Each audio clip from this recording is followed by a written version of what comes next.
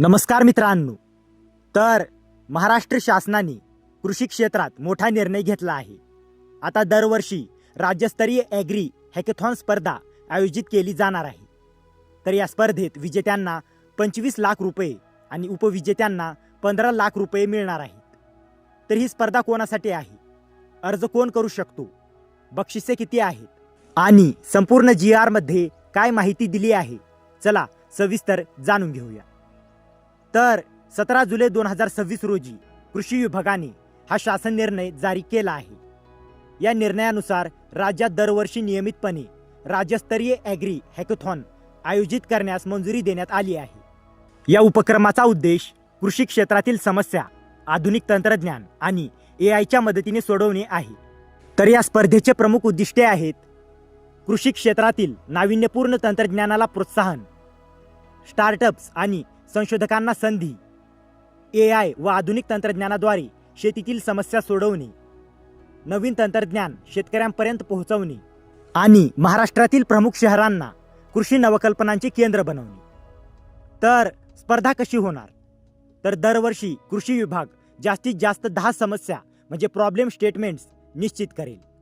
स्पर्धा शक्यतो जानेवारी ते फेब्रुवारी महिन्यात आयोजित केली जाईल, जेणेकरून निवडलेले तंत्रज्ञान खरीप हंगामात प्रत्यक्ष शेतात वापरता येईल.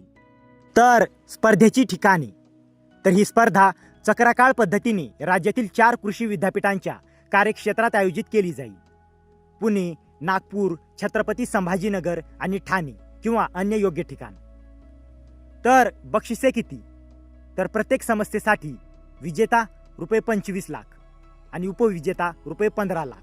याशिवाय सर्वोत्कृष्ट विजेत्यास दिवंगत उपमुख्यमंत्री अजित पवार यांच्या नावाने विशेष मुख्य पुरस्कार दिला जाईल. प्रकल्पाची रक्कम टप्प्याटप्प्याने दिली जाईल आणि तंत्रज्ञानाची तपासणी कृषी विद्यापीठामार्फत केली जाईल. तर कोण सहभागी होऊ शकतात? तर या स्पर्धेत सहभाग पूर्णपणे खुला आहे. सहभागी होऊ शकतात स्टार्टअप्स, संशोधन संस्था, विद्यार्थी, अभियंते, कृषी शास्त्रज्ञ, उद्योग क्षेत्रातील व्यक्ती, नवसंशोधक म्हणजे इनोव्हेटर्स. यासाठीची सविस्तर नियमावली कृषी आयुक्तालय जाहीर करेल. तर खर्च कोण करणार? तर बक्षिसांचा खर्च राज्य शासनाच्या योजनेतून केला जाईल.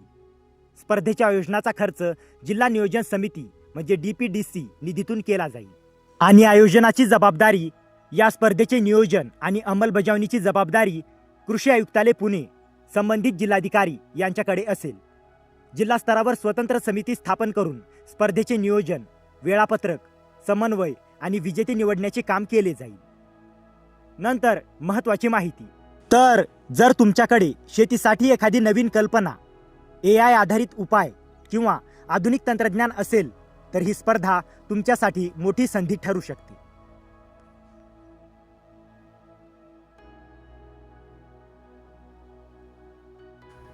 तर मित्रांनो, जर तुम्हाला या GRची PDF हवी असेल तर डिस्क्रिप्शनमध्ये आपल्या टेलिग्राम चॅनेलची लिंक दिलेली आहे.